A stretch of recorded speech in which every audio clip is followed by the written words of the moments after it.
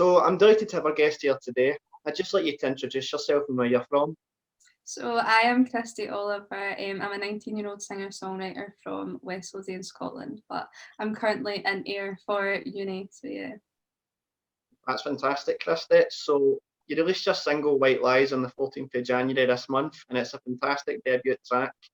I know you have a number of original songs to choose from, so was it a difficult decision choosing White Lies?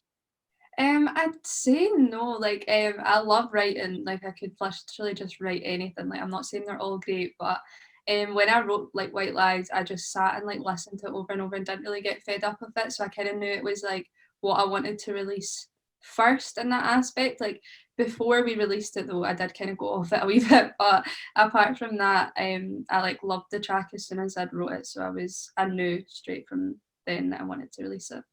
And see, obviously when you'd first written it to the finished produced version, has it changed a lot? Yeah, like completely. Like I had a kind of acoustic, like just guitar and vocals kind of sound to it, and I kind of had like screwed that into my mind that it would just be that. And then one of my best friends, Tom, like he produces and stuff, so I sent him the stuff over and he like put his spin on it, and then that's the one that's out. And at first I was like, oh, I don't really know if I like that, and he wasn't really too sure on it either. And it wasn't until maybe like literally after the release we were both like, no, this is good. Like it took ages for us to kind of like it, but I'm so glad that I did go with it. And see, like a lot of musicians are like that. See, for example, when it comes to the recording process, they have a clear idea of the way they want the song to sound, and see when things get added to it, it can be quite scary because you're like, oh, that's too different. I don't like that. But sometimes it can take a wee while for you to get used to it. Yeah, no, definitely. I feel like it gave the song more, to be honest, because I think if I'd released it how I wanted to, it would have just been boring. Like it would have just been guitar and vocals, whereas he's added like so many different elements to it, and then it's just gave it such like a different sound. Like, and I completely like love it now. So And it's always good to have second opinions on tracks as well, because a lot of the time you think that that's the be all and end all of the track. It can't be any different or get any better, but somebody will say, oh, I don't want to add this. And sometimes it won't work, but sometimes it does, and it's good to have the different insights to develop learning with other people as well. yeah, 100%. I think a lot of what I've learned the past year or so has been down to like the people I've came in contact with, like through uni and just through meeting different people. Like it's been crazy to think how much I've like done in the year. I'm just like, Aye, no, definitely. And it's a process as well. Once you kind of look back on tracks that you've made, you'll be like, I can't believe that I've done that because my head was in a completely different space. And everything changes. Not so much that you change for the better, but your ideas change and the way you look at things change. So it'll be interesting as well with like your track White Lies. When you see it back in 2 or 3 years' time, you probably have a different perspective to it. yeah, 100%, 100%. So, White Lies is a thought-provoking track lyrically, and it's a song that will engage listeners with its words. Did the words for the single come easily for you, or did it take an extended period of time? The song was actually, I think I wrote it in like half an hour, like from start to finish, which is obviously like very quick because usually I'll either write a song within like an hour and that'll be it done, or I will spend months and it'll never be done. But yeah, like I don't know. It was like through the first lockdown, I think I just wrote and then it was just a song and I was like, oh, I finished it like within half an hour. So yeah, it was quite easy and came to me quite quick. I think they're the best sort of songs to write because see once you like day half a song, for example, and you're like, oh no, I need to finish this now, and sometimes it can be a bit of a struggle and a Yeah. grind trying to get the right words because as well, I really like the words in the track, and there's nothing worse when you do a song and you're like, oh well, the first half's good, but I'm not really convinced with the second half, but it's all like consistently strong, the words that are used in it. Yeah, I think so. Like the same, definitely. Like when I'm writing, if it doesn't come to me right away, I feel like I just know that I'm not gonna be able. Like if I have chords or have a like pattern that I'm going to, and I need to write lyrics on it, and I can't get it right away, I just feel like I won't be able to. Like it's usually just a first instance, I'll get it down or I won't. Aye, no, a lot of people are like that. But on the song itself, your music has influences such as Amy Macdonald, The View, The Snuts, Paul and and so on, which are prominently Scottish. Have those artists led an example for you to create music which is authentically yourself?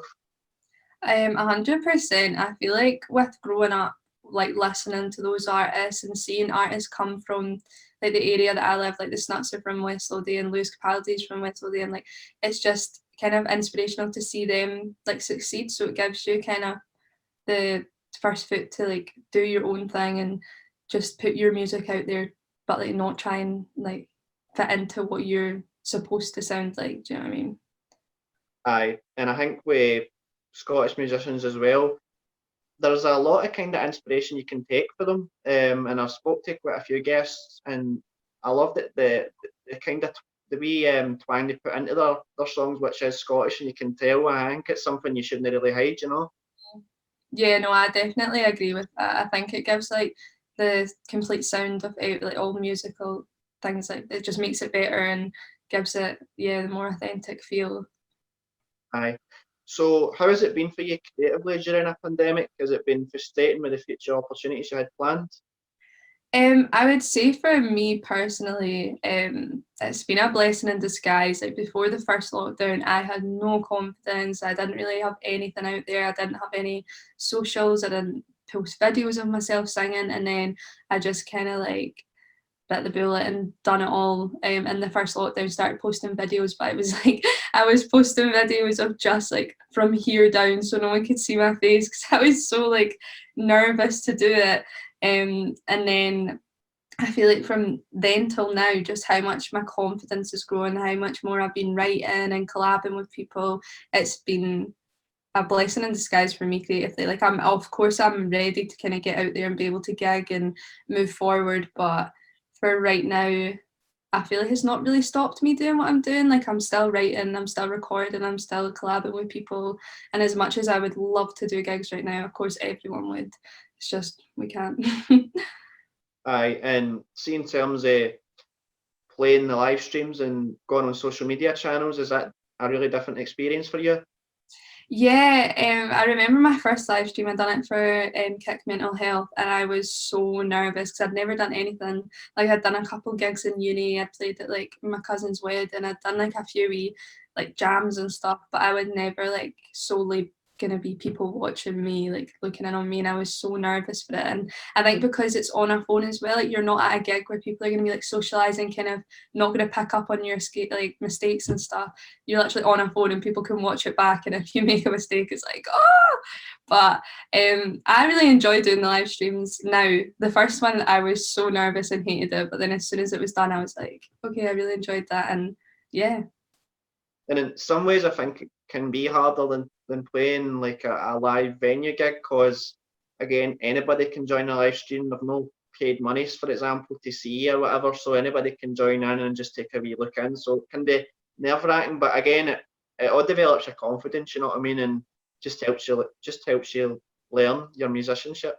No, 100%. I think it's been good for me as well. Like it's been able to get me in like contact with people that are actually listening to my music, whereas I wouldn't have had that before. Obviously, like without the live streams, like it's reaching out to so many more people. Like so many like different people as well are listening to my music and like contacting me, or like even just it's like putting in comments and stuff. So I think it's really good in that aspect.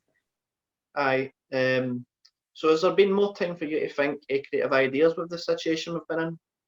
100%. I feel like my writing especially has been so much better during the pandemic because I've actually like I'm quite busy and I always like to be doing things, whereas I've had the time to just sit down and not do things. So I'm able to just write and like focus on music and be able to plan things and like yeah, definitely creatively. That's excellent. So, what is it you'd like to be doing this year then with the music beyond the single? Well, hopefully, if things get back to normal, but can't really see it. Gigging and stuff. I've got like Party the Palace in August that I'm hoping will go ahead, but everything's started to get cancelled again, so I can't see it. But just try to stay positive in that aspect. And then I'm also just gonna work on getting like more songs out and use the time that I can when we can't be gigging. I'm working on a song just now with a couple of the boys on my course, so hoping to get that out soon and yeah, just continue to keep doing it. Because I was speaking to Gareth about this as well, but see in terms of everybody's finding it really difficult to kind of be consistent with everything that's going on. And me and him are just talking about saying, like, it is so important to keep being consistent and plugging on your social media channels and updating people, because I think when things do return to normal, it will be for the benefit of people like yourself, you know. And it is hard for a lot of musicians right now, but I think the thing is just to just stick in there, you know. Yeah, no, 100%. Like, there's days where I'll just not want to do anything, and I'll be like, pages will be mailing me saying that I need to like make a post about it, and I'm like, oh, I can't be bothered. Like, I'm so unmotivated. But you just kind of need to do that push, like, and get it out there. But I know that in the long run, it will be a beneficial like benefit to me, because this full time, like the full lockdown, has been the reason that I've been able to like grow my audience and connect with people. So I need to just continue doing that. Aye, that's fantastic then. So it's been great having you on, Christie. How can we find you online? So I'm trying to think of my socials. My Instagram is Christie Oliver Music. My Twitter is Christie Oliver _. My Facebook is Christie Oliver Music, and so is my YouTube. So you can get me all on that, and then there's links on every social media to every other social media. But yeah, thank you so much for having me on as well. I've really enjoyed it.